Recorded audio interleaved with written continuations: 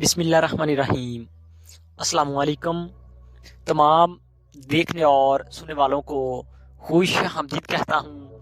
उम्मीद करता हूँ आप सब दोस्त खैरियत से होंगे। नाजरीन, मैं आज की इस वीडियो में अपने तमाम भाइयों और दोस्तों के लिए एक बहुत ही ज़बरदस्त और आजमूदा गारंटी शुदा मर्दाना टाइमिंग को बढ़ाने के लिए और मर्दाना ताकत के लिए एक नुस्खा लेकर आया हूँ।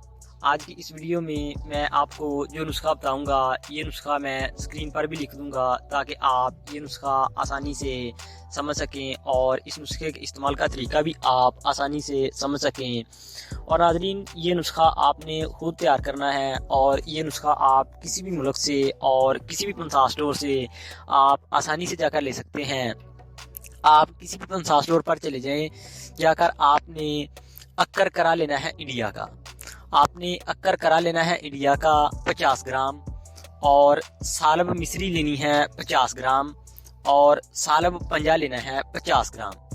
नाजरीन, आपने सिर्फ ये 3 चीज़ें लेनी हैं और लेकर आपने इसको हम वज़न पीस लेना है और पीस कर आप इसका सफ़ूफ बना लें। सफ़ूफ बनाकर आप इसको अपने पास महफूज कर लें। ये एक आजमूदा और गारंटी शुदा नुस्खा है। और नाजरीन, इस नुस्खे का किसी किस्म का कोई भी साइड इफ़ेक्ट नहीं है।